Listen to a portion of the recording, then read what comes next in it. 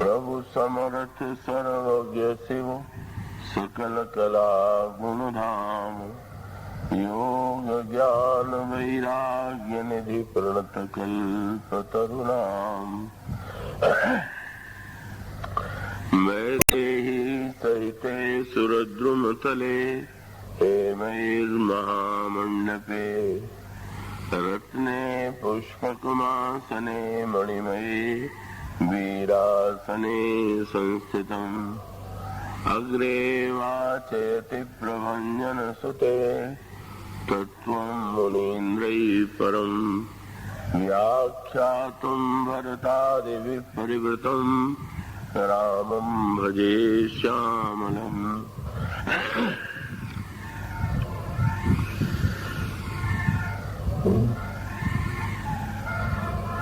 श्री गुरु चरण सरोज रज निज मन मुकुर सुधार वरणो रघुबर विमल यश जोदायक फलचार श्यावर रामचंद्र की जय।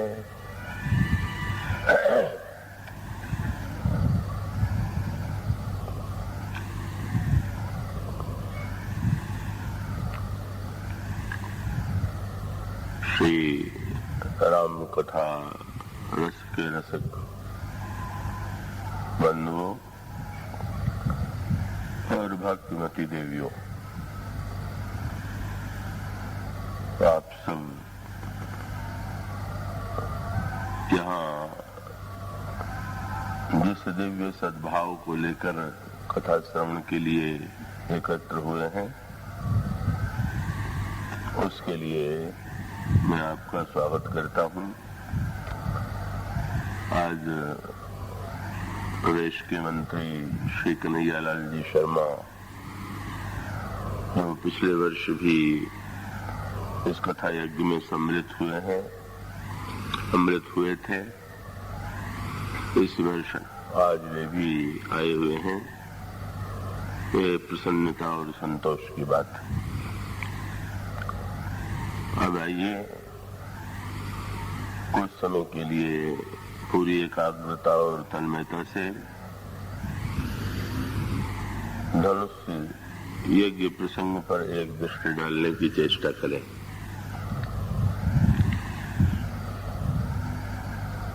धनुष यज्ञ का जो प्रसंग है, उसमें कर्मयोग, ज्ञान योग और भक्ति योग,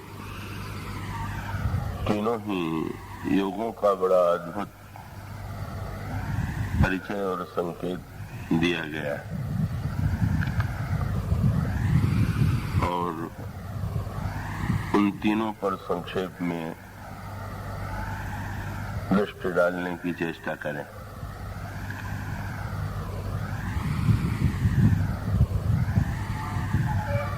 महाराज श्री जनक ने यह प्रतिज्ञा की है कि भगवान शंकर के इस प्रख्यात धनुष को तोड़ने वाले व्यक्ति के गले में ही मेरी पुत्री सीता जयमाल डालेंगे और वहां पर उस प्रसंग में, उस यज्ञ स्थली में देश देश के राजा और राजकुमार एकत्र हुए, पर अन्य राजाओं की दृष्टि में और श्री राम की दृष्टि में जो सूक्ष्म अंतर है,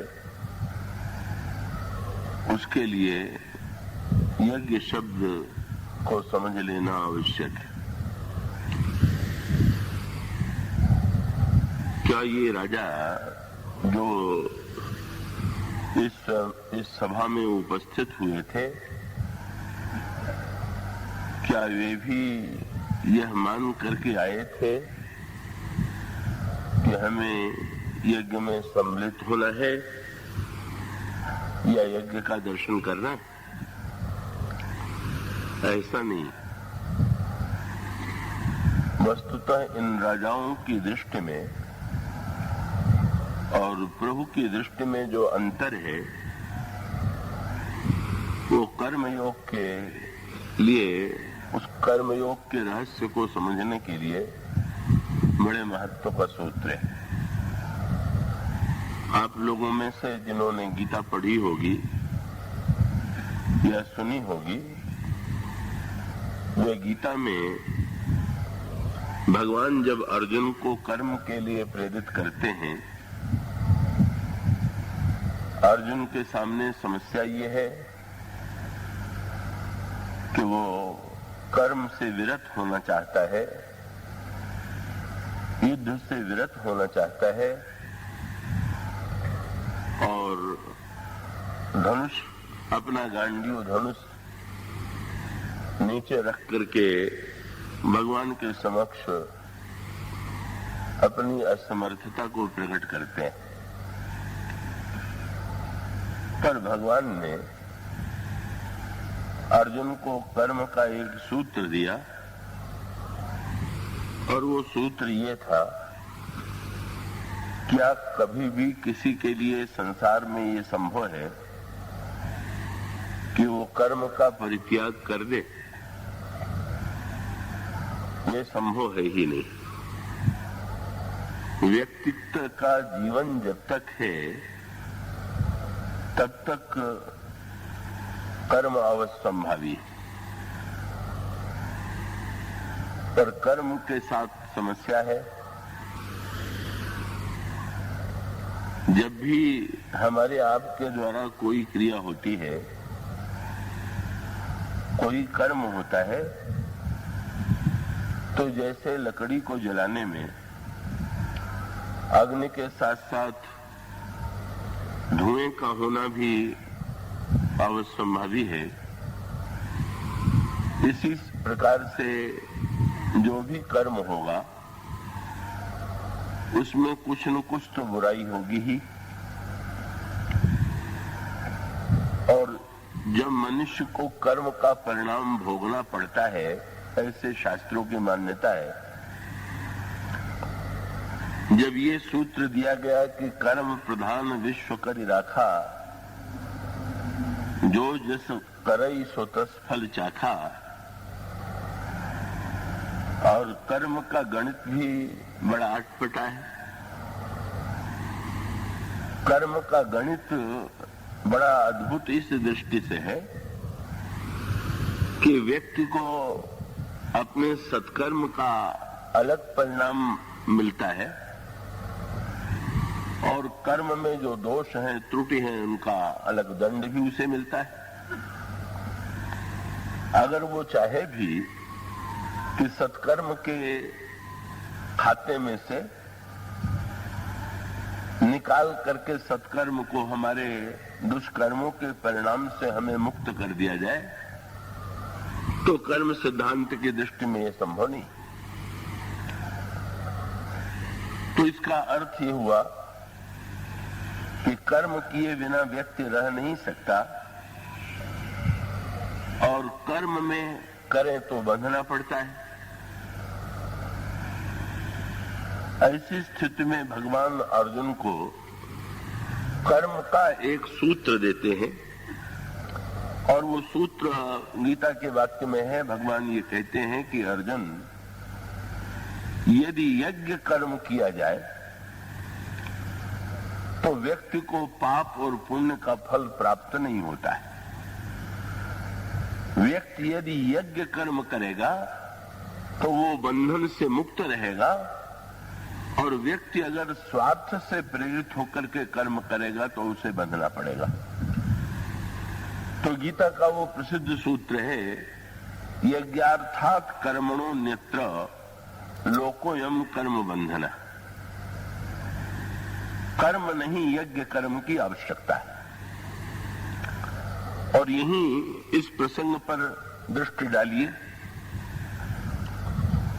तो राजाओं की दृष्टि और भगवान श्री राम दृष्टि लेकर के जिस सभा में आए हुए हैं, दोनों की दृष्टि में भिन्नता है। राजाओं के लिए वो धनुष यज्ञ नहीं, राजाओं की जो वृत्ति है उसकी तुलना गोस्वामी जी ने जुआड़ी की वृत्ति से की, जुआड़ी व्यक्ति के मनोभाव से की। तो संसार में अधिकांश व्यक्ति जो कर्म करते हैं वो जुआड़ीपन की भावना लेकर के करते हैं। इसीलिए गोस्वामी जी ने अन्य राजाओं ने जब धनुष तोड़ने की चेष्टा की तो गोस्वामी जी ने कहा कि भाई जुआड़ी की वृत्ति क्या होती है, वो दांव लगाता है और दांव तो जीतने के लिए ही लगाता है, लेकिन अगर जुआ है तो जुए में जय और पराजय दोनों ही है। तो जुआड़ी की जो वृत्ति है, उस वृत्ति को लेकर के आए हुए हैं अन्य राजा, और यज्ञ की जो वृत्ति है उसको लेकर के आए हुए हैं भगवान राम। इसलिए जब अन्य राजाओं ने धनुष को तोड़ने की चेष्टा की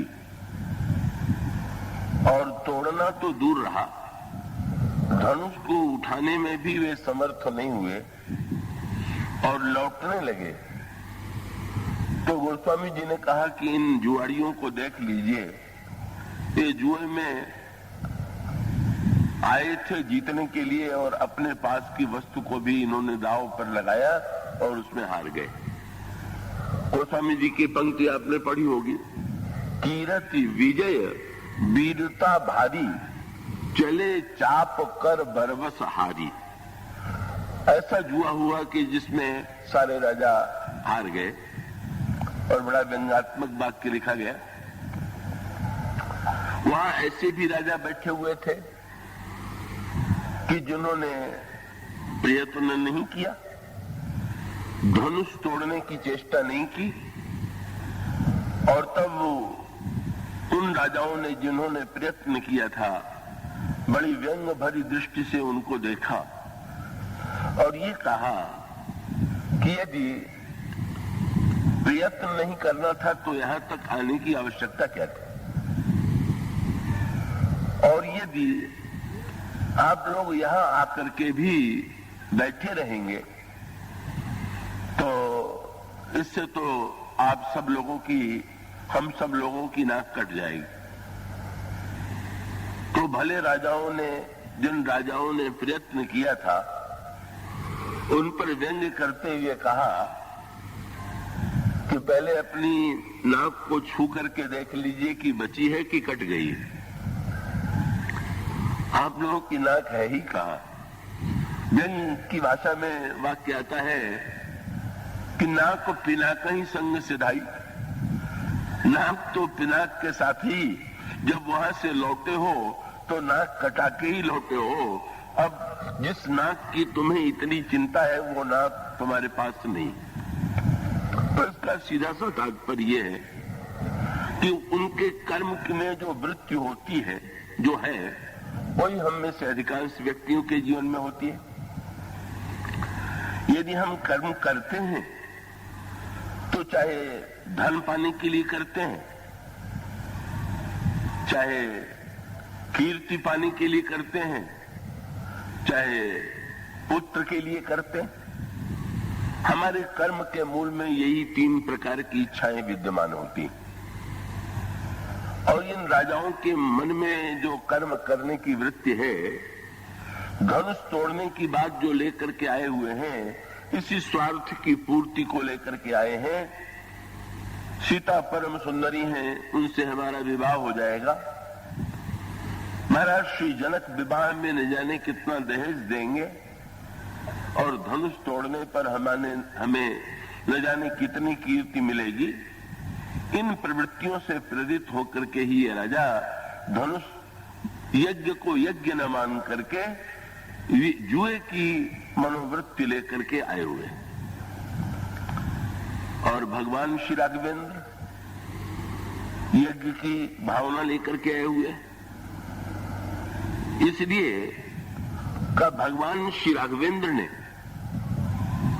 जब उस वाटिका में भी सीता जी को देखा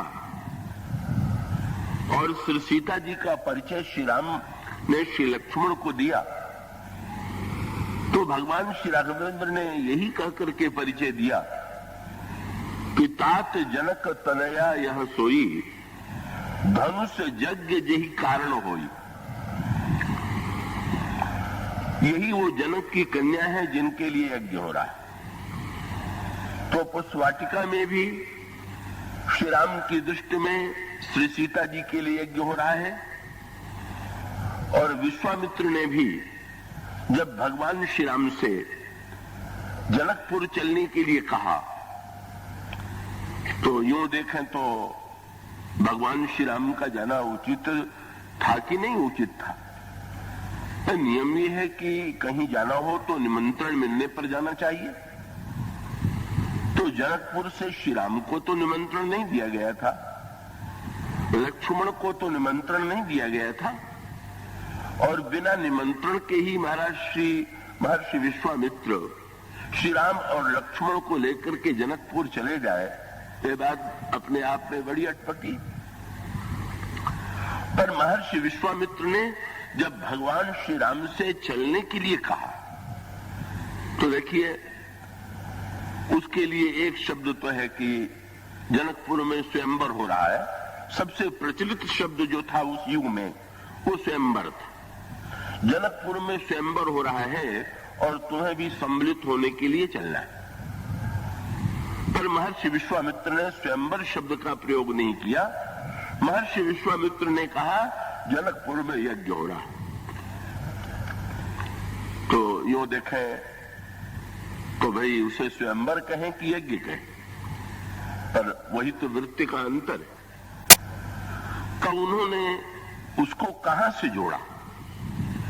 स्वार्थ कर्म और यज्ञ कर्म, जिस कर्म के पीछे केवल अपने ही वासना की पूर्ति, अपने ही कीर्ति और धन की अभिलाषा है, वो स्वार्थ से प्रेरित कर्म है। और जिस कर्म के पीछे लोक कल्याण की भावना है, सबको सुखी देखने की भावना है, वो यज्ञ कर्म है। जैसे दृष्टांत के रूप में यूं कहें कि भाई अन्न को डालने के लिए दो स्थान हैं। किसान अन्न को भूमि में डालता है, खेत में डालता है, और यज्ञ करते समय अन्न को अग्नि में डाला गया। तो अगर केवल स्थूल दृष्टि पर विश्वास करें तो ये प्रत्यक्ष दिखाई देता है कि भूमि में जो अन्न डाला गया वो कई गुना होकर के वापस मिला, और जब अग्निकुंड में अन्न डालते हैं तो दिखाई देता है कि जितना अन्न डाला था वो भी जल करके भस्म हो गए। इसका सूत्र क्या हुआ कि किसान की वृत्ति जो है, तो किसान की वृत्ति, किसान पहले खेत से अन्न उत्पन्न करे और फिर अन्न को यज्ञ के लिए दे और यज्ञ में अन्न अग्नि में डाला जाए। इसकी बड़ी सांकेतिक व्याख्या भगवान कृष्ण ने गीता में की है। उन्होंने ये कहा कि खेत में अन्न उत्पन्न होने के लिए खेत और बीज की तो आवश्यकता ही है, लेकिन अगर बादलों के द्वारा वर्षा न हो तो क्या खेत में उत्पन्न हो सकता है? तो इसलिए यज्ञाद भवति पर्जन्य, पर्जन्याद यज्ञ अन्न संभव, यज्ञ के द्वारा बादल बनते हैं और बादलों के द्वारा वर्षा होती है और तब खेत में अन्न उपजता है, इसलिए यज्ञ करना चाहिए। बहुत सूक्ष्म सी सांकेतिक बात, और वो ये है कि भाई जो अपने स्वार्थ के लिए किया जाने वाला कर्म है वो तो मानो किसान के समान भूमि में, जैसे हम भूमि में अन्न डालते हैं, इसी प्रकार से कामना का बीज जब हम कर्म की भूमि में डालते हैं तो जो कर्म कामना लेकर के हम कर्म करते हैं वो परिणाम हमको कई गुना रूप में प्राप्त होता है और यही हम चाहते हैं। पर यज्ञ करने का तात्पर्य क्या हुआ कि यज्ञ से बादल बनेगा। और बहुत बढ़िया बात, जब आप अपने खेत में अन्न डालते हैं तो आप ये मानते हैं कि ये खेत आपका है, बीज आपने डाला और जो मिलेगा उस पर आपका अधिकार है। लेकिन जब यज्ञ में वही अन्न आहुति के में आप डालने के लिए देंगे और वो अन्न यज्ञ कुंड में पड़ेगा, बादल बरसेगा, बादल बनेगा और बादल वर्षा करेगा, पर उसमें एक अंतर हो गया ना। क्या? खेत में आपने अन्न डाला तो अन्न आपका हो गया, और यज्ञ में अन्न डाला गया और बादल बना तो जो बरसेगा वो आपके खेत में थोड़ी बरसेगा, वो तो सबके खेत में बरसेगा। और इसका अर्थ ये, केवल अपने स्वार्थ की पूर्ति के लिए सकाम कर्म और सबके कल्याण के लिए जो किया जाने वाला कर्म है वही यज्ञ कर्म है। तो इसलिए आप देखेंगे महाराज श्री दशरथ के मन में पुत्र की कामना आई। बड़ा मनोवैज्ञानिक विश्लेषण है, तो कृपया चैतन्य रह करके आप सुनेंगे। और सामने वाले तो विशेष रूप से, क्योंकि दूर वालों को तो मैं देख नहीं पा रहा हूं, पर आप अगर चैतन्य नहीं रहेंगे तो मुझे लगेगा कि शायद अधिक गहन विषय की ओर मैं चला जा रहा हूं। आप चैतन्य रहें। कितना बढ़िया सुंदर संकेत किया गया। महाराज दशरथ के जीवन में पुत्र की इच्छा, तो पुत्र की इच्छा अधिकांश व्यक्तियों के जीवन में होती है और महाराज श्री दशरथ के जीवन में भी है, लेकिन अब आगे चल करके उसको मोड़ते हैं। एक बार भूपति मन माही, भय गलानी मोरे सोतनाई। और जब मन में पुत्र के अभाव की अनुभूति हुई तो वो गुरु वशिष्ठ के पास गए। अब गुरु वशिष्ठ की विशेषता देखिए। का एक तो यह हो सकता था कि गुरु वशिष्ठ जो है वो दशरथ को ये उपदेश देते कि पुत्र पाने और न पाने में क्या अंतर है, पुत्र की इच्छा तुम छोड़ो। लेकिन उन्होंने ऐसा नहीं किया। ये तो कोई भी कह सकता है, धन पाने की इच्छा छोड़ दो, कीर्ति पाने की इच्छा छोड़ दो, पुत्र पाने की इच्छा छोड़ दो, पर ये इच्छाएं इतनी प्रबल है कि क्या इनको छोड़ना व्यक्ति के लिए सरल? गुरु वशिष्ठ ने चतुराई से कैसा बढ़िया मोड़ दिया। उन्होंने कहा घबराओ नहीं, तुम्हें पुत्र मिलेंगे, और एक नहीं तुम्हें 4 पुत्र मिलेंगे, लेकिन उस पुत्र को पाने के लिए तुम्हें यज्ञ करना होगा। तो प्रश्न ये किया जा सकता है कि अगर दशरथ जी के प्रारब्ध में पुत्र की प्राप्ति थी तो यज्ञ न करते तो क्या उनके पुत्र न होते क्या? और इस दृष्टि से अगर विचार करके देखें कि दशरथ जी महाराज पूर्व जन्म में मनु थे और भगवान ये कह चुके हैं कि तुम्हारे घर में हम 4 पुत्रों के रूप में जन्म लेंगे, तो भगवान ने भी कहा है कि हम जन्म लेंगे। और महाराज दशरथ के भाग्य में भी अगर पुत्र है तो यज्ञ कराने की आवश्यकता क्या है?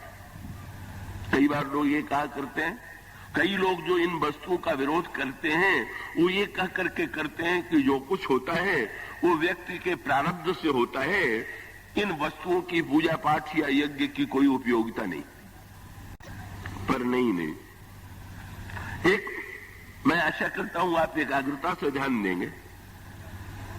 जब आप पूजा के द्वारा और यज्ञ के द्वारा वस्तु पाते हैं तो आपके मन में जो वृत्ति आनी चाहिए और जो दशरथ जी के मन में आई उसकी ओर संकेत किया गया। सिंह ऋषि को बुलाया गया, यज्ञ हुआ और यज्ञ के द्वारा उसके पश्चात महाराज दशरथ को 4 पुत्र मिले। सकामता को यज्ञ से जोड़ दिया गया। कामना को बोले कामना की पूर्ति के लिए यज्ञ कीजिए। हमारे शास्त्र बड़े धीरे धीरे व्यक्ति को आगे बढ़ाते हैं। पहले वो कामना का खंडन नहीं करते, पहले वे कहते हैं अच्छा आप कामना की पूर्ति चाहते हैं तो कामना की पूर्ति के लिए यज्ञ तो कीजिए। और पुत्र मिल गए। पर पुत्र मिलने के बाद फिर बहुत बढ़िया बात आ गई। क्या? उधर विश्वामित्र जी यज्ञ कर रहे हैं। अब दशरथ के यज्ञ में और विश्वामित्र के यज्ञ में अंतर है। महाराज दशरथ का यज्ञ सकाम यज्ञ था, पुत्रेष्ट यज्ञ था, पुत्र को पाने के लिए यज्ञ था। और विश्वामित्र का अर्थ है जो विश्व का मित्र है। और उनका यज्ञ जो था वो पुत्र पाने या धन पाने के लिए या कीर्ति पाने के लिए नहीं था, विश्व कल्याण के लिए था। पर उस यज्ञ में बाधा पड़ रही है। और तब उन्हें ध्यान में ये संकेत मिलता है कि यज्ञ की पूर्ति श्री राम लक्ष्मण के द्वारा होगी। श्री राम लक्ष्मण को पाने के लिए महाराज दशरथ के यहां जाना होगा। और वे महाराज श्री दशरथ के पास जाते हैं। दशरथ जी इतने उत्साही हैं कि वे विश्वामित्र जी से कहते हैं कि आपने कैसे कष्ट किया, आपके कहने में देर है, मेरे करने में देर नहीं। यही कारण आगमन तुम्हारा, कहूं सो करत लाऊ बुबारा। पर विश्वामित्र जी ने जो मांग की उसे सुनते ही दशरथ जी को पसीना छूट गया। उन्होंने कहा, अनुज समेत देहु रघुनाथा, निश्चर बध में हो सना था। लक्ष्मण के साथ मुझे राम को दे दीजिए। महाराज दशरथ ने स्पष्ट शब्दों में कह दिया कि आप और जो भी वस्तु मांगे, मांगहु भूमि धेनु धन कोसा, सर्वस्व आजु देवु सहरोसा। देह प्राणते प्रिय कछु नाही, सो मुनि देवु निमिखे कुमाई। सब सुत मोहि प्रिय प्राण की नाही, राम देत नहीं बने गुसाई। महाराज में तो राम को नहीं दे सकते। और तब विश्वामित्र जी ने वशिष्ठ जी की ओर देखा और वशिष्ठ जी ने दशरथ जी से तुरंत लिखा हुआ अगला वाक्य उन्होंने दिया कब? तब वशिष्ठ बहुविधि समझावा। वशिष्ठ ने समझाया। क्या समझाया? वशिष्ठ जी ने दशरथ जी को याद दिलाया, आप वो दिन भूल गए जब आप पुत्र के अभाव से व्याकुल थे। नहीं नहीं महाराज, वो भूला थोड़ी हूं। आपको पुत्र कैसे मिले थे? बोले आपकी कृपा से। नहीं नहीं, और क्या हुआ? आपने श्रृंगी ऋषि के द्वारा यज्ञ कराया, अग्निदेव चरु लेकर के प्रकट हुए, चरु को मैंने रानियों को बांटा और इससे मेरे 4 पुत्र हुए। तुरंत वशिष्ठ जी ने कहा, याद करो जब तुम्हें यज्ञ से पुत्र मिला और आज यज्ञ संकट में पड़ा हुआ है तो तुमने यज्ञ से 4 बेटे पाए और 2 देने में भी कंजूसी कर रहे हो। जितना पाइए उसका आधा तो जरूर दीजिए। 4 पाइए और उसका अर्थ क्या हुआ? अपने पुरुषार्थ से आपने पाया तो आपका अधिकार है, पर यज्ञ से मिला है तो केवल आपका बेटा भले हो, पर वो केवल आपका बेटा नहीं। आपकी संपत्ति भले ही हो लेकिन वो आपकी संपत्ति नहीं है। जो पाइए उसे यज्ञ के द्वारा पाइए। यज्ञ से पाने का अर्थ यह है कि उसमें व्यक्तिगत अधिकार के स्थान पर लोक कल्याण के लिए आज तक उन्होंने पुत्र को अपना माना, पर अब उन्होंने आज स्वीकार किया। और उन्होंने कहा दोनों तरह से, अगर तुम ये कहते हो कि आपके आशीर्वाद से हुआ तो एक ऋषि के आशीर्वाद से पुत्र मिला और दूसरा ऋषि आज आया हुआ है। यज्ञ की दृष्टि से और आशीर्वाद की दृष्टि से, दोनों ही दृष्टियों से तुम्हें देना चाहिए। और इस तरह से सकाम यज्ञ जो था वो निष्काम यज्ञ की ओर मुड़ गया। सकामता को निष्कामता की दिशा में, धन एकत्र कीजिए, संपत्ति एकत्र कीजिए, पर उसको फिर अपनी न मान करके लोक की सेवा में लगा दीजिए। पुत्र को प्राप्त कीजिए, पर पुत्र पर अपना निजी अधिकार न मान करके समाज में जब संकट की स्थिति आवे तो उस पुत्र को उस संकट के लिए अर्पित करने में संकोच न कीजिए। यही है सकाम यज्ञ का निष्काम यज्ञ की ओर से मुड़ना। और महाराज जनक का यज्ञ जो है उससे भी ऊपर का यज्ञ है। दशरथ का यज्ञ सकाम यज्ञ, विश्वामित्र जी का यज्ञ निष्काम यज्ञ, लोक कल्याण के लिए किया जाने वाला यज्ञ। वो यज्ञ पूरा हो गया।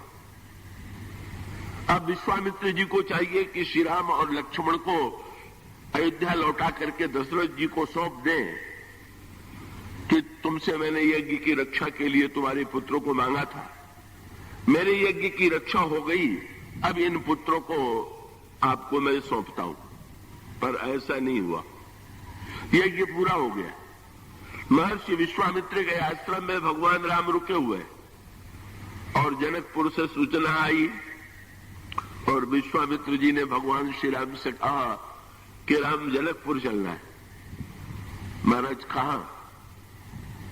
बोले वहां भी यज्ञ हो रहा है और जब तुम्हारा जन्म यज्ञ से हुआ है, यज्ञ के लिए हुआ है, तो जहां यज्ञ है वहां तुम्हें चलना ही पड़ेगा, उस पर पिता से पूछने की कोई आवश्यकता नहीं। उनके अधिकार की बात नहीं है, जहां भी यज्ञ में संकट है तुम्हें चलना है। और ये जनक का यज्ञ और ऊंचा यज्ञ है, ये समर्पण यज्ञ है। कुछ पाने के लिए यज्ञ, कुछ न पाने के लिए यज्ञ, और उससे भी आगे बढ़ करके देने के लिए यज्ञ। ईश्वर को भी समर्पित करने के लिए सर्वश्रेष्ठ यज्ञ जो है महाराज श्री जनक का, क्योंकि वो भगवान की शक्ति को भगवान को अर्पित करने के लिए, सीता को श्री राम को अर्पित करने के लिए ही महानतम संकल्प लिए हुए हैं। विश्वामित्र का दशरथ सकाम, विश्वामित्र निष्काम और जनक जो है परम तत्वज्ञ, महानतम निष्काम कर्मयोगी और समर्पण की वृत्ति से प्रेरित श्री राम ने यह सुना। और उसका अर्थ क्या हुआ कि भाई किसी के घर में प्रीति भोज हो तो बिना निमंत्रण के जाइए तो जाने वाले को भी संकोच लगता है और आने वाला भी पसंद नहीं करेगा। पर कहीं घर में किसी की आग लगी हुई हो और आप प्रतीक्षा करें कि उसके घर से निमंत्रण आवे तब हम आग बुझाने जाएंगे, तो इससे बढ़ के तो ना समझी की कोई बात नहीं होगी। जहां यज्ञ है, यज्ञ में निमंत्रण की आवश्यकता नहीं है। यज्ञ अगर देने का स्थान है, आहुति अर्पित करने का स्थान है। भगवान श्री राघवेंद्र से विश्वामित्र जी ने कहा धनुष यज्ञ सुनी रघुकुल न था, हरसी चले मुनिवर के साथ। प्रभु बड़े प्रसन्न हुए, वाह, यज्ञ से जन्म हुआ, एक यज्ञ पूरा हो गया, दूसरे यज्ञ में चलना है और चल पड़े। और जब जनक नंदिनी सीता को भगवान श्री राम ने देखा तो भगवान श्री राम को गुरु जी का ही वाक्य याद था। भगवान श्री राम ने यही कहा कि तात जनक तनया यह सोई, धनुष यज्ञ यही कारण होई। और अगला वाक्य क्या कहा? पूजन गौरी सखी लई आई, करत प्रकाश फिरई फूलवाई। सीता जी, गोस्वामी जी ने एक बड़ा साहित्यिक और भावनात्मक सूत्र दिया। क्या? सीता जी के लिए यहां पर सुवाटिका में उपमा दी गई, कच्छभी गृह दीप शिखा जनु बरई। जब भगवान राम ने श्री सीता जी को देखा तो श्री सीता जी को देख करके कहा लक्ष्मण, सीता जी को देख करके ऐसा लग रहा है कि जैसे छवि के गृह में दीप शिखा जल रही, छवि गृह दीप शिखा जन बरई। तो यहां पर एक सूत्र है। क्या? आरण्य कांड में स्त्री सौंदर्य की तुलना दीप शिखा से की गई। श्री सीता जी भी बहिरंग दृष्टि से नारी है और उनको देख करके भगवान राम उनकी तुलना भी दीप शिखा से करते। पर आरण्य कांड में जब दीप शिखा कहा गया है तो निंदात्मक अर्थ में कहा गया, और बाल कांड में जब दीप शिखा कहा गया है तो प्रशंसात्मक अर्थ में कहा गया। दोनों में क्या अंतर है? वहां पर बहुत बढ़िया बात है। कई लोग गोस्वामी जी को नारियों का बड़ा निंदक मानते हैं और ऐसी पंक्तियां उनको मिल जाती हैं कि जिनके द्वारा ऐसा वे कहने की चेष्टा करते हैं कि वो तो गोस्वामी जी नारी के इतने निंदक, तो उसमें वो दोहा भी एक जुड़ जाता है और बहुत सी पंक्तियां तो ही है। पर आरण्य कांड के अंत में कहा गया दीप शिखा सम युवती तन। अरे मन, स्त्रियों का सौंदर्य तो दीप शिखा है। पर गोस्वामी जी ने जो सूत्र दिया वो बड़े महत्व का। दीप शिखा प्रशंसनीय है कि निंदनीय? अरे भाई, दीप शिखा अगर न हो तो घर में उजाले ही न हो, व्यक्ति अंधेरे में ही बैठा रहे, दीप शिखा की निंदा कौन करेगा?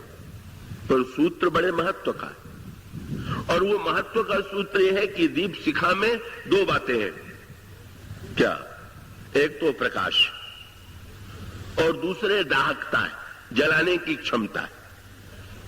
तो बुद्धिमान व्यक्ति कौन है कि जो दीप शिखा को जला करके प्रकाश ले ले? और पतंगे की मूर्खता क्या है कि वो दीपक से प्रकाश न लेकर के स्वयं उसको उसमें चढ़ उसके ऊपर जाकर के अपने को जला लेता। इसीलिए रावण ने जब ये कहा कि मैंने कैलाश को उठा लिया और अपना सिर मैंने शंकर जी के सामने अग्नि में डाल दिया, अंगद हंसने लगे। मेरे इतने बड़े महान कार्य को तू सुन के हंस रहा है? तो अंगद ने कहा कि मैं समझ गया, तुम्हारी तुलना दो ही से की जा सकती है। किससे? उन्होंने कहा भाई, जरा ही पतंग विमोह बस। अरे मूर्ख, अग्नि में सिर जलाना चाहिए कि अज्ञान जलाना चाहिए?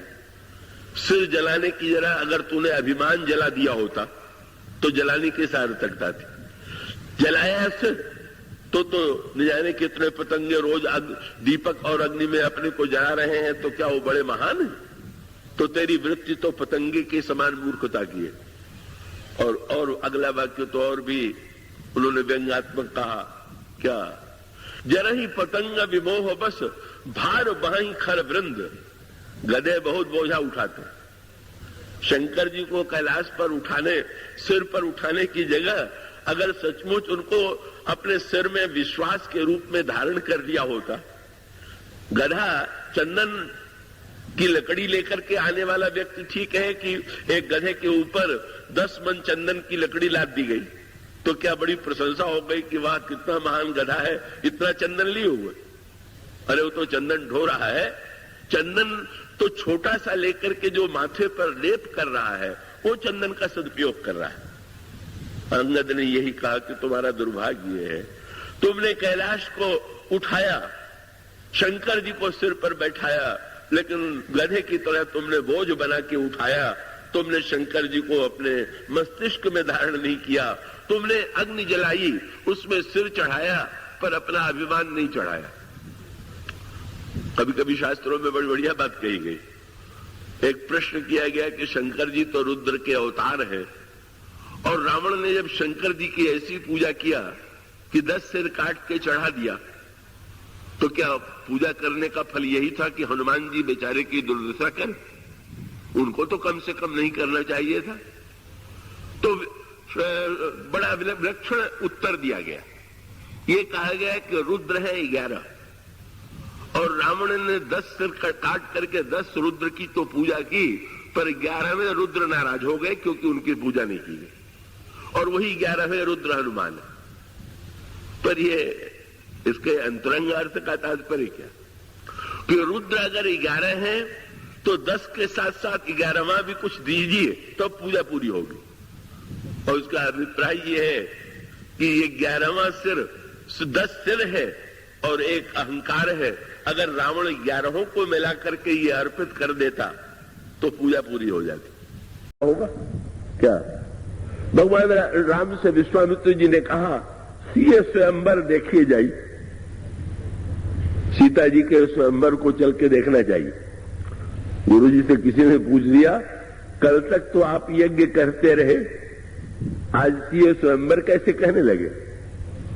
उन्होंने कहा, स्वयंवर का अर्थ है कि कन्या स्वयं जिसका वर्ण करे। जब तक उस वाटिका में श्री सीता जी ने राम का मन से वर्ण नहीं किया था तब तक यज्ञ ही था, पर जब सीता जी ने वर्ण मन से कर लिया तो स्वयंवर की दृष्टि से भी कल सीता का स्वयंवर शब्द अगर सार्थक हुआ तो आज होने जा रहा है। और उसी वृत्ति को लेकर के, यज्ञ की लोक कल्याणकारी वृत्ति लेकर के भगवान श्री राघवेंद्र उस धनुष यज्ञ के मंडप में आते हैं और अन्य राजा वहीं आए हुए, पर सीता जी के सौंदर्य के प्रति जो उनकी दृष्टि है, उमाई की दृष्टि है, कीर्ति को पाने के लिए भौतिक सफलताओं को पाने के लिए, केवल अपने अंतःकरण के वासना की तृप्ति के लिए वो सीता जी की सुंदरता देखते हैं और उन्हें पाना चाहते हैं। तब कर्म के दो रूप हो गए। जनक जी के बंदी ने आकर के जब घोषणा किया, जो धनुष तोड़ेगा उसे कीर्ति मिलेगी, समृद्धि मिलेगी, सीता जी मिलेंगी, एक एक राजा खड़ा हो गया। केवल भगवान राम बैठे रहे। क्यों? भगवान राम तो यज्ञ मान करके आए थे और जो बात कही जा रही थी वो तो लोभ दिखाया जा रहा था। अगर इन वस्तुओं को पाना है तो प्रयत्न कीजिए। तो स्वार्थी लोग जैसे कर्म करते हैं उसका पूरा चित्र राजाओं के जीवन में मिला। क्या? सारी सभा में राजा खड़े हो गए और परिकर बांध अपना कमर में फेंटा कस लिया। कर्म के लिए फेंटा कसे हुए तैयार। एक भगवान राम ही हैं जो शांत भाव से बैठे हुए सारे दृश्य को देख रहे हैं, उनमें उठने की प्रेरणा उत्पन्न नहीं होती। और फिर गोस्वामी जी ने जो चित्र प्रस्तुत किया वो केवल त्रेता युग का ही चित्र थोड़ी है, वो तो आज के युग का भी वही चित्र है। और ये जो सभा है, ये जो धनुष यज्ञ है, शिव स्वयंवर है, ये तो चलता ही रहता है। चाहे जनक की सभा में चल रहा हो, चाहे रावण की सभा में चल रहा हो, दोनों सभाओं में सीता जी ही केंद्र में है और दोनों ही प्रसंगों में प्रतिज्ञा सीता जी को पाने की ही है। अंगद भी जब रावण की सभा में गए तो उन्होंने भी अपना पैर रोप दिया और कहा, जो मम चरण सकस ठारी, फिर ही राम सीता में हारी। तुम या तुम्हारी सभा का कोई व्यक्ति अगर मेरा चरण हटा दे तो मैं श्री राम लौट जाएंगे और मैं सीता जी को हारता हूं। और यहां पर भी यही प्रतिज्ञा है कि जो धनुष तोड़ेगा उसे सीता जी मिलेंगी। इसका आध्यात्मिक तात्पर्य ये है, इसके पीछे विशेष रहस्य ये था कि मंदोदरी ने रावण को उलाहना दिया कि तुम यदि सीता जी को पाना चाहते थे तो महाराज श्री जनक ने तो खुली घोषणा की थी, जो धनुष तोड़ेगा उसे मैं अपनी कन्या दूंगा। मैंने तो सुना है कि आप वहां पर गए थे और आप यदि गए थे तो आप धनुष तोड़ करके सीता जी को पा लेते, आपकी कीर्ति बढ़ती, जय ध्वनि होती और आपकी कोई निंदा न करता।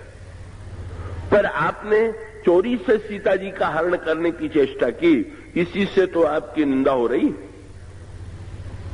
रावण दूसरों को भुलावा देने में और अपने को धोखा देने में बड़ा निपुण था और उसने तुरंत मंदोदरी से कहा, मंदोदरी तुम विचार करके देखो, जिसने कैलाश पर्वत को उठा लिया, क्या शंकर जी का धनुष उठाना उसके लिए कोई बड़ी बात थी?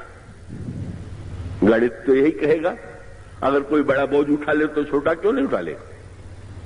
फिर तो रावण ने कहा कि नहीं, अगर जनक ने केवल उठाने की प्रतिज्ञा किया होता तो मैं उठा लेता, पर जनक ने तो कह दिया उठा के तोड़ना पड़ेगा।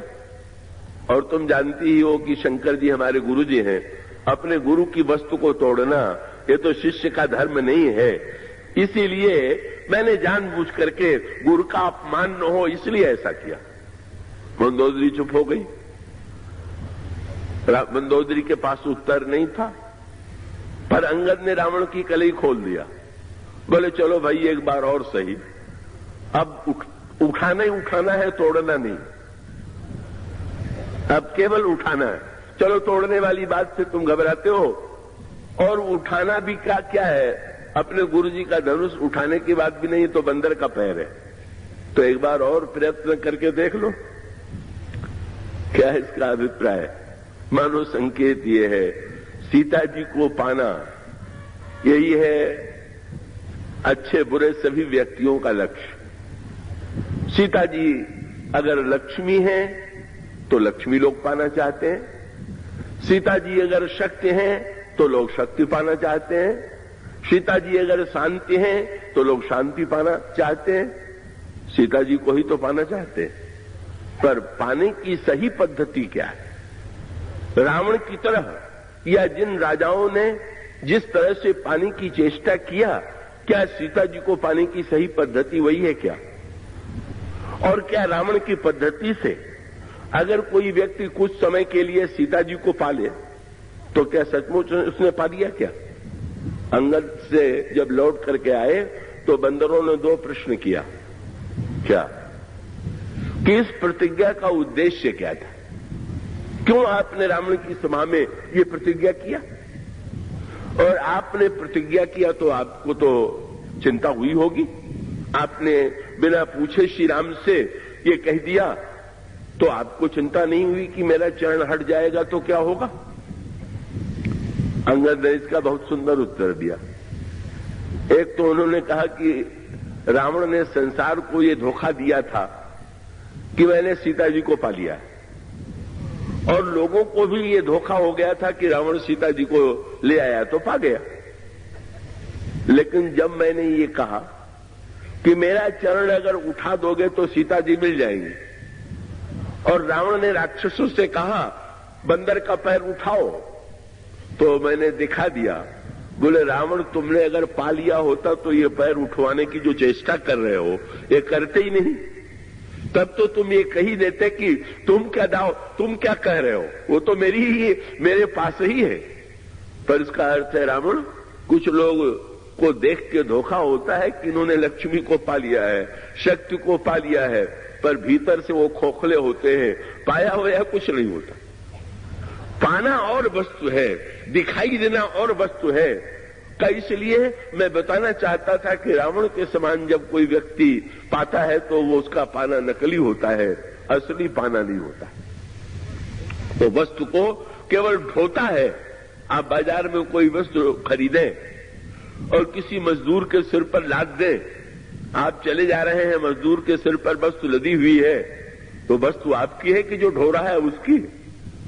अरे भाई, जो ढो रहा है उस बेचारे को तो उसकी मजदूरी मिलनी है, वस्तु तो आपकी है। इसी प्रकार से बेचारे लक्ष्मी को ढोने वाले, पद को ढोने वाले, विद्वत्ता को ढोने वाले बहुत से व्यक्ति हैं, और सचमुच जो उसको सचमुच पा चुके हैं उनका आनंद दूसरे प्रकार का। इसलिए अंगद ने कहा कि मैं तो ये दिखा देना चाहता था कि इस धोखे में मत पड़ो कि दृष्टांत लोग दे देते हैं, फलाने व्यक्ति ने गलत काम किया लेकिन वो तो आज बड़ा फल फूल रहा है, बड़ी उन्नति कर रहा है, बड़े आगे बढ़ रहा है, इसलिए हमको भी वही करना चाहिए। अगर ऐसे लोग बढ़े हुए दिखाई भी दें तो भ्रम में पड़ने की आवश्यकता नहीं। और अंगद से पूछ दिया कि आपको चिंता हुई कि नहीं हुई? तो अंगद ने हंस के कहा कि मैंने जो दाव लगाया था वो किसकी वस्तु है? सीता जी किसकी है? बोले तो श्री राम की शक्ति है। तो श्री राम की शक्ति है तो चिंता भगवान को होगी कि मुझे चिंता होगी उनको बचाने? मुझे कोई चिंता होने लगी? और उन्होंने कहा मेरा चरण तो सबने पकड़ लिया उस समय, मेरा चरण तो का उठने की कोई संभावना नहीं थी। पृथ्वी ने भी मेरा चरण पकड़ लिया, क्योंकि सीता उनकी पुत्री है, वे क्या कभी कल्पना कर सकती है कि रावण को मिले?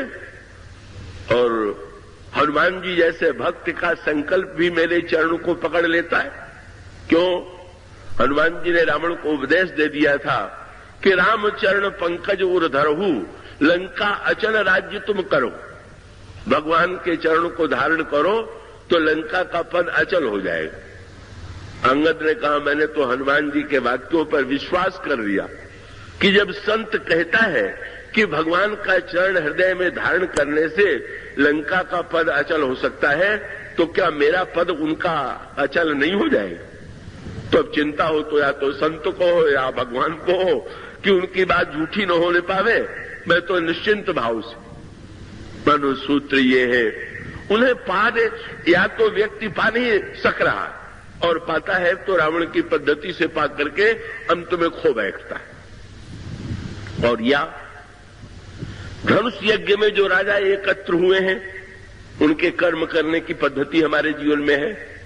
हम भी कर्म करने के लिए फेंटा कसे हुए हैं, और उतना ही नहीं, बड़े बेचैन, भाग दौड़ की होड़ लगी हुई है। ऐसी सभा में जनक के भगदड़ लगी कि ये लगे ही नहीं कि राजा लोग एकत्र हैं, क्यों? सबकी होड़ यही है कि हमसे पहले कोई पहुंच करके कहीं ये वस्तु न पाले, सीता को न पाले, कीर्ति न पाले, इसलिए होड़ दौड़ लगी हुई। चारों ओर से राजा बढ़े, और जब बढ़े तो क्या करते हैं? चले इष्ट देवन सिर नाई। किसी ने गणेश जी से प्रार्थना किया, किसी ने शंकर जी से, किसी ने विष्णु भगवान से, किसी ने पार्वती जी से, लेकिन ये सारी प्रार्थना और पूजा व्यर्थ गई। तो बहुत से लोग जब कहीं चलने लगते हैं तो जरूर स्मरण करते हैं किसी न किसी देवता का जिसकी पूजा करते हैं। पर प्रश्न तो यह है कि देवता भी क्या करे? दो व्यक्ति मुकदमा लड़ने चले, आपस में एक दूसरे के विरोधी, और दोनों गणेश जी की याद करके चले तो गणेश जी किसको जितावे और किसको हरावे? देवता एक को हरावे और दूसरे को जितावे तो किसको? सो भाई यहां पर भी व्यंग यही है कि जिस समय गणेश जी की याद करके देवता राजा भाग रहा है और भाग करके धनुष के पास पहुंचा, उसने कहा गणेश जी तोड़वा दीजिए। और वहां तो गणेश जी के हजारों भक्त राजा थे, वो भी गणेश जी को मनाने लगे, इससे मत तोड़वाइएगा। अब एक कह रहा है तोड़वाइए और हजार कह रहे हैं न तोड़वाइए। और ये भी जब बिना तोड़े लौटने लगा तो गणेश जी से कहा कि पूजा तो मैंने आपकी बहुत की, बड़े लड्डू खिलाए, लेकिन आपने तो नहीं तोड़वाया, पर अब इतनी कृपा जरूर कीजिएगा कि अब किसी से न तोड़वाइएगा। वस्तु मिले तो मुझे मिले, लक्ष्मी मिले तो हमें मिले, शक्ति मिले तो हमें मिले, पद मिले तो हमें मिले, नहीं दूसरा किसी को न मिले। जो मिलना चाहिए वो हमें, हमारी प्रार्थना और पूजा इसी प्रकार की तो है। वो दो धनुष यज्ञ का सारा वो दृश्य तो जीवन का सत्य है। अगर गहराई से झांक करके देखें वही क्रिया चल रही। और उसके बाद भगवान राम मुस्कुराते हुए सारे दृश्य का आनंद ले रहे हैं। और उसके बाद अचानक भूप सहस्र दस एक ही 12, अंत में अलग अलग चेष्टा करके जब थक गए तो 10,000 राजा एकत्र हो गए और मिलकर के धनुष उठाने लगे।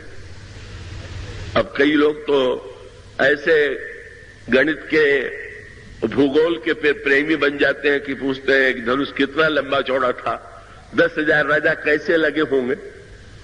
क्या रामायण कोई गणित का ग्रंथ है क्या? क्या ये गणित के लिए लिखा गया है क्या? उसमें जो तात्विक तात्पर्य है उस पर विचार दृष्टि डालिए। ये 10,000 अंक में जो व्यंग है उसको समझने में उसकी सार्थकता है। धनुष की लंबाई चौड़ाई कितनी थी उसको नापने के बाद भी आज वो मिलने वाला तो है नहीं।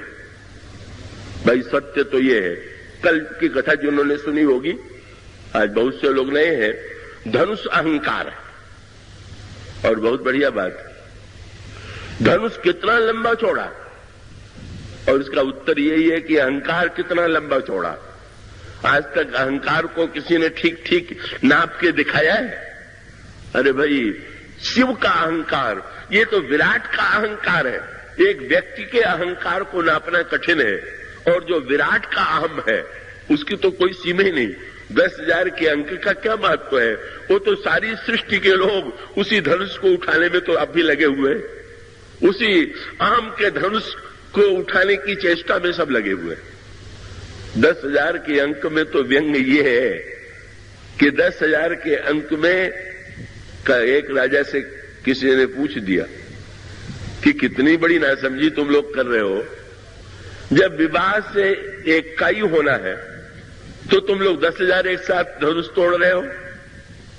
तो उस राजा ने यही कहा कि 10,000 में भी अंक तो एक ही होता है, बाकी तो शून्य होते। तो एक मैं हूं और बाकी शून्य। विवाह मेरा होना है और बाकी तो ये हमारी शोभा बढ़ाने के लिए हमारे पीछे खड़े हैं। जहां प्रत्येक व्यक्ति अपने को एक और दूसरे को शून्य मान रहा हो। और योजना क्या बनी हुई है, कितना बड़ा संगठन दिखाई दे रहा। ओहो, अभी तो आगे अलग अलग दिखाई दे रहे थे, अब 10,000 मिल गए, बहुत बढ़िया संगठन बन गया। पर उद्देश्य क्या है? 10,000 मिलके पहले तोड़ो और फिर तलवार निकाल के आपस में लड़ो और 9,000 से 999 का सिर काटो, तब एक का विवाह। ये मिलेंगे भी तो आपस में फिर बंटवारा और झगड़ा करने के लिए, दूसरे का सिर काटने के लिए। यही मानो स्वार्थ कर्म की प्रवृत्ति है, यही स्वार्थी लोगों की प्रवृत्ति है। और ये लोग क्या चाहते हैं, सब निराश हो गए। श्री राम चले, वो चले तो यज्ञ वृत्ति से ही चले, लेकिन वहां पर भी यही चाहते हैं कि अरे हम लोगों से अगर नहीं टूटा तो इस छोटे से राजकुमार से अगर टूट जाएगा तो बड़ा अनर्थ हो जाएगा। और जब टूट गया तो अपने अपने देवताओं को खूब इन्होंने फटकारा।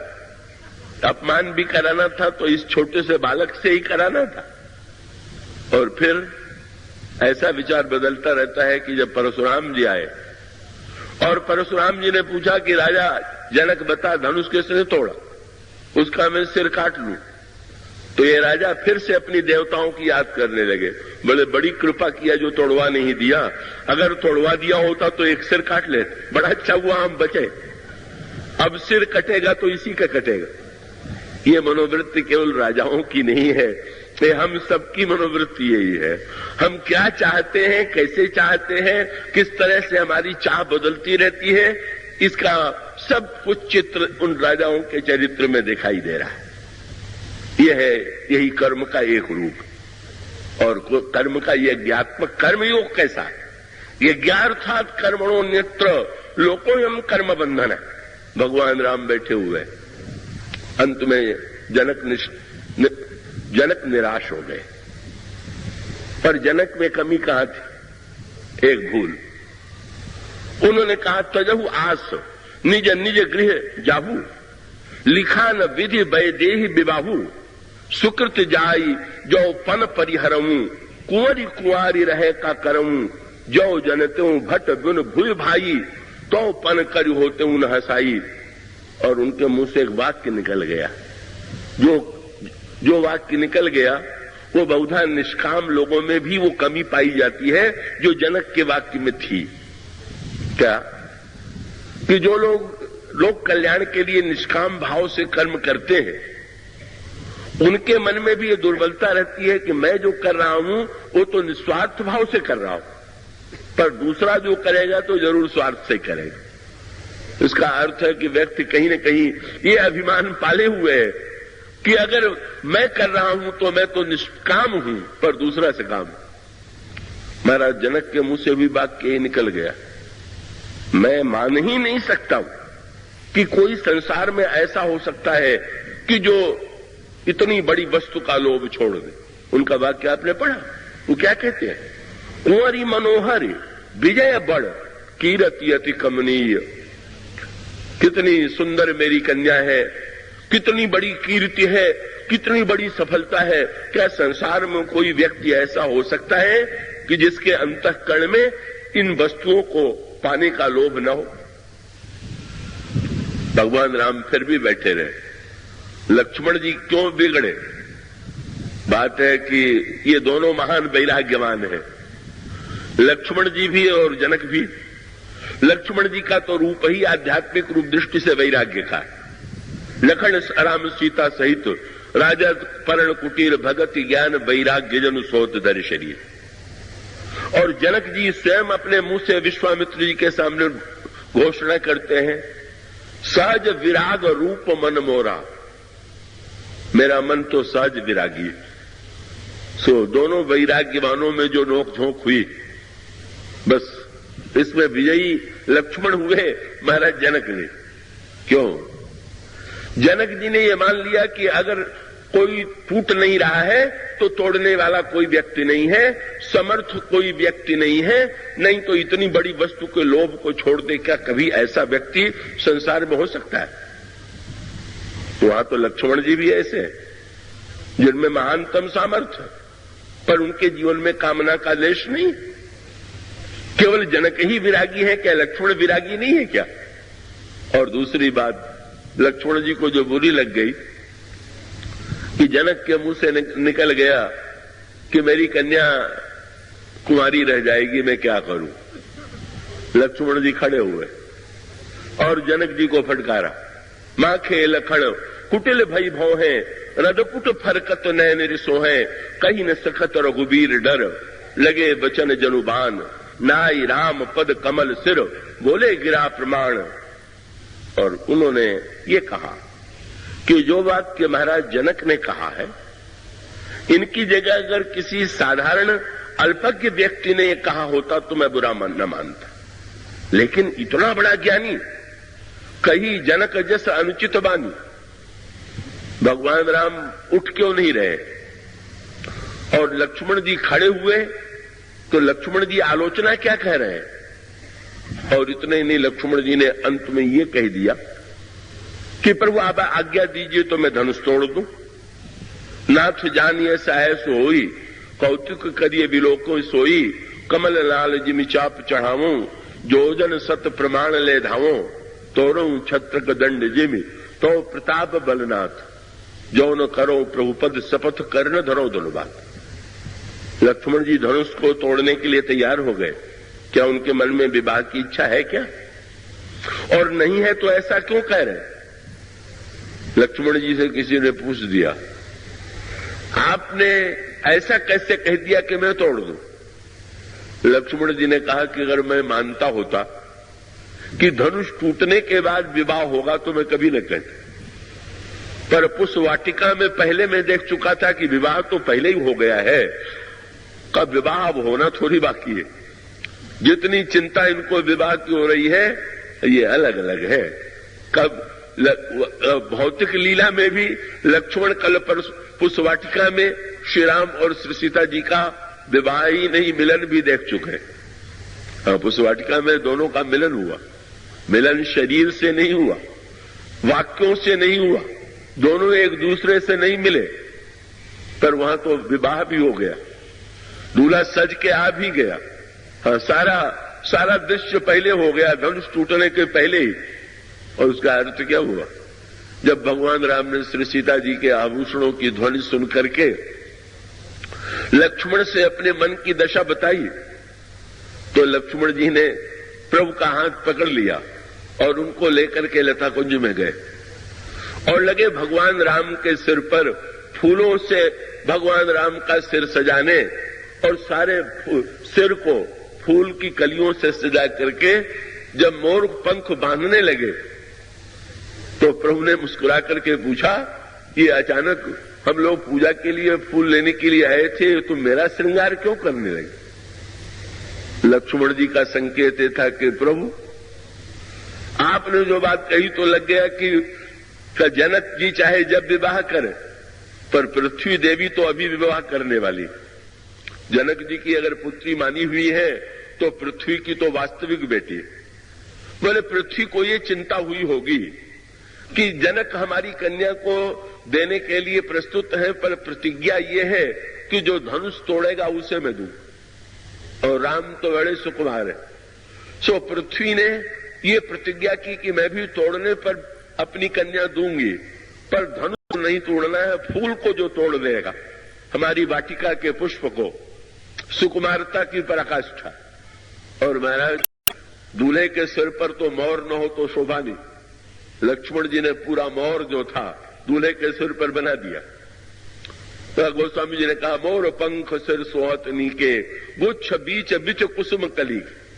और कितना बढ़िया मिलन हुआ, कैसा अद्भुत मिलन है जिसमें एक शब्द भी नहीं पर मिलन की पराकाष्ठा। गोस्वामी लिखते हैं, सीता जी ने देखा और देखने के पश्चात क्या किया?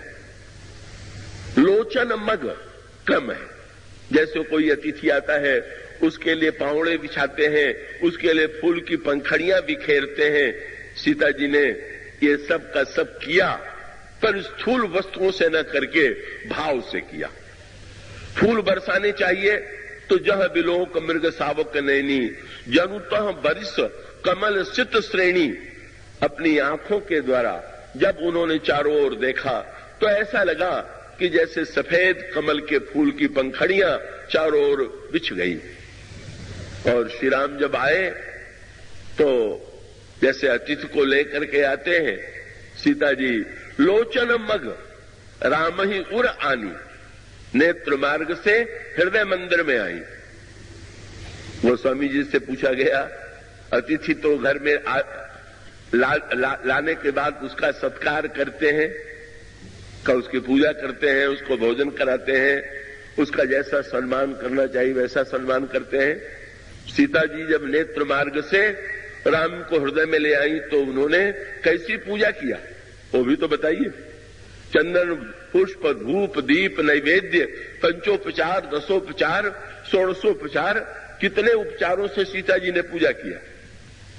वो स्वामी जी ने तुरंत बड़ी मीठी बात लिखी, श्रृंगार की पराकाष्ठा।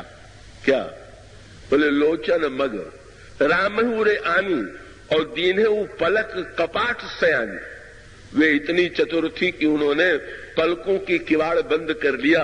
अब भीतर कैसे पूजा हुई इसका पता कैसे चले? और ऐसा दिव्य मिलन हो गया। लक्ष्मण जी को आश्चर्य है, इतने बड़े ज्ञानी को अभी पता नहीं है, विवाह हो चुका। और तात्विक दृष्टि से तो लक्ष्मण जी साक्षात शेष भगवान है। लक्ष्मी नारायण के रूप में भगवान जो है वो तो अनादिकाल से ही विवाहित हैं। इसलिए लक्ष्मण जी का अभिप्राय क्या था कि धनुष टूटने के बाद विवाह होगा, ये सत्य नहीं। हां, लेकिन ये किसी ने पूछ दिया भगवान राम से कि आपने, लक्ष्मण जी ने तो आपसे कहा था कि कहिए तो मैं धनुष तोड़ दूं, पर आपने उनको तोड़ने न दे करके उनको बैठा क्यों लिया? भगवान ने हंस करके कहा, लक्ष्मण को जो तोड़ना चाहिए था उन्होंने तोड़ दिया, पर बाद में मैंने लोक मर्यादा के लिए धनुष तोड़ दिया। क्या? बोले वस्तुतः तोड़ना था जनक जी का भ्रम, लक्ष्मण ने वो भ्रम तोड़ दिया और मैंने धनुष तोड़ दिया, दोनों ने मिल करके तोड़ दिया। उनको जो भ्रम था वो भ्रम टूट गया। और इसका अर्थ ये हुआ, लक्ष्मण जी मानते हैं और भगवान राम से कोई पूछ दे कि आप उठते क्यों नहीं, तो भगवान राम भी यही कहेंगे, सीता जी को पाना बाकी है क्या कि जो मैं उठ के तोड़ूं? जो मुझसे अभिन्न है, जो सदा मुझे प्राप्त है, ये लोभ दिखा रहे हैं मेरी ही वस्तु मुझे देने का। ये तो इसी प्रकार की वस्तु हुई कि आप कि कोई व्यक्ति जिसका घर हो, आप उसको उसी से कहने लगे कि आप मेरा ये काम कर दीजिए तो आपको ये घर दे देंगे। अरे तो जब उसी की वस्तु है, भगवान तो हंस रहे हैं, काहे का लोभ, किसको पाना, वो तो मुझसे अभिन्न है। परिणाम क्या हुआ? अब उसके बाद वो स्वामी जी ने कहा कि फिर विश्वामित्र जी ने भगवान राम से कहा कि उठो राम, भंजहु भौचाप, राम उठो, धनुष तोड़ो।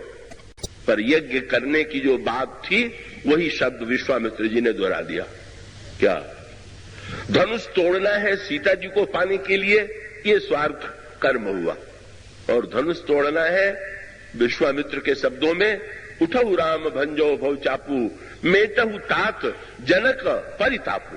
देखो जनक कितने दुखी हो रहे हैं, कितनी पीड़ा है, जनक पूर्ववासियों में कितनी व्याकुलता है। तुम तो दुख मिटाने के लिए, पीड़ा मिटाने के लिए हुई तो अवतरित हुए हो, इसलिए तुम अपने पाने के लिए नहीं पर लोगों की पीड़ा मिटाने के लिए उठो। यही है यज्ञ कर्म का मूल तत्व। ये निष्काम कर्म योग लेकर के भगवान उठते हैं और उसके पश्चात ज्ञान योग है, कर्म कैसे करना चाहिए। तो भगवान ने सूत्र गीता में ये दिया कि कर्म के साथ अगर दो वस्तुएं जुड़ेंगी तो बंधन होगा, कर्तृत्व और कर्म फल। मैं करने वाला हूं और कर्म के बदले में मुझे ये मिलेगा। जहां दो बातें जुड़ी वहां व्यक्ति चक्कर में पड़ा। सीता जी मिलेंगी इसका लोभ भगवान लेकर के उठे नहीं, और जब उठे तब का भगवान राम ने क्या धनुष तोड़ा? क्या कर्ता बनकर के भगवान ने कर्म किया? ना ना। गोस्वामी जी ने कहा, गुरु विश्वामित्र ने कहा, सुनि गुरु वचन, चरण सिर नावा, हरस विषाद न कछूरे आवा, ठाड़ भये उठी सहज सुभाए, थमन जुआ मृगराज ल जाए। सहज भाव से भगवान खड़े हो गए, न उनके हृदय में हर्ष है और न तो विषाद है। यह है ज्ञान का रहस्य। और वो ज्ञान का रहस्य क्या है? ज्ञान के रहस्य का तात्पर्य यह है कि हर्ष और विषाद कर्म में दो हेतु है। कर्म के साथ एक कर्ता है और एक निमित्त है, दोनों में क्या अंतर है? बंदूक कोई चलावे, किसी के ऊपर लक्ष्य करे योद्धा बंदूक चला करके, तो एक चलाने वाला है और दूसरे बंदूक जिससे चलाई गई गोली, पर दोनों में आपको एक अंतर मिलेगा। क्या? चलाने वाले के मन में दुख और सुख होगा, अगर गोली लक्ष्य को भेद कर देगी तो प्रसन्न होगा और असफल होगी तो दुखी हो जाएगा। पर यह बंदूक बड़ी विचित्र है। क्या? चाहे लक्ष्य विफल हो चाहे सफल हो, न बंदूक प्रसन्न होती है न तो उदास होती है। इसका अर्थ है जो करता होगा उसको कभी हर्ष होगा और कभी विषाद होगा, पर जो निमित्त होगा न उसको हर्ष होगा और न तो विषाद होगा। इसलिए लक्ष्मण जी की मूर्छा जब दूर हुई तो सुग्रीव ने पूछा, आपको शक्ति लगने में, मूर्छा होने में कितना कष्ट हुआ? तो लक्ष्मण जी ने कहा, मुझसे क्यों पूछ रहे? तब बोले, उनसे जाके पूछिए। श्री राम की ओर संकेत कर दिया और उन्होंने शब्द यही कहा, मोकह कहा पूछत हो, पाठ अरथ चर्चा कीरे, शोभा सुख क्षति लाभ भूप कह, केवल कांत मोल हीरे। लक्ष्मण जी का जो तत्व है, संकेत ये है, भगवान राम खड़े क्यों हो गए और हर्ष और विषाद क्यों नहीं हुआ? बोले, गुरु जी है कर्ता और मैं हूं निमित्त। वो मुझसे तोड़वाना चाहते हैं, मुझे माध्यम बना रहे हैं और उनके मन में अगर संकल्प है कि ये टूट जाए तो हर्ष और विषाद हो तो गुरु जी के मन में हो, मेरे मन में क्यों होने लगा? सुनि गुरु वचन चरण सरनावा, हर्ष विषाद न कछूर आवा। ये था ज्ञान योग। फलाकांक्षा रहित, कर्तृत्व रहित भगवान श्री राम उठे सहज भाव से, कोई उसमें प्रयास नहीं है, कोई चेष्टा नहीं है, हड़बड़ी नहीं है, भगवान श्री राम चले और अंतिम पराकाष्ठा भक्ति योग में पहुंच भी गए। तो चारों ओर देखने लगे, सारे दृश्य को देखें, किसको कैसे रूप में मैं दिखाई दे रहा हूं। धनुष तोड़ने की प्रेरणा कब प्रभु में आई, वो स्वामी जी ने लिखा। भगवान राम ने सबको देखते देखते अंत में सीता जी की ओर देखा। सीता जी अत्यंत व्याकुल थीं और व्याकुलता के मारे उनके आंखों में आंसू आ रहे थे और उन आंसुओं को दिखाना नहीं चाहती थीं, इसलिए लोचन जल रहा लोचन कोना, जैसे परम कृपण कर सोना। जैसे ही भक्ति देवी की व्याकुलता को प्रभु ने देखा, सिंह बिलोक तकेउ धनु कैसे, चितव गरुड़ लघु व्याल ही जैसे, लेत चढ़ावत खैंचत गाढ़े, काहू न लखा देख सब ठाड़े। कर्मयोग, ज्ञान योग, भक्ति योग। और फिर दृश्य बड़ा सुंदर है। क्या? जब धनुष टूटा तो जय हो राम की चारों ओर ध्वनि गूंजने लगी, श्री राम है ज्ञान, ज्ञान की जय हुई। ज्ञान अखंड एक सीताबर। लोगों ने तुलसीदास जी को याद दिलाया, ज्ञान ही आपने सिद्ध कर दिया कि धनुष के अंधकार को दूर करने वाला, अभिमान को तोड़ने वाला अखंड ज्ञान जो है उसी की जय हो रही। पर लक्ष्मण जी ने, तुलसीदास जी ने कहा, लेकिन ये ध्यान रखिएगा कि जय श्री राम की चाहे जितनी हो, पर जयमाला तो सीता जी के हाथ में है, जब तक वो नहीं पहनावेंगी तब तक जय को प्रमाण पत्र नहीं मिलेगा।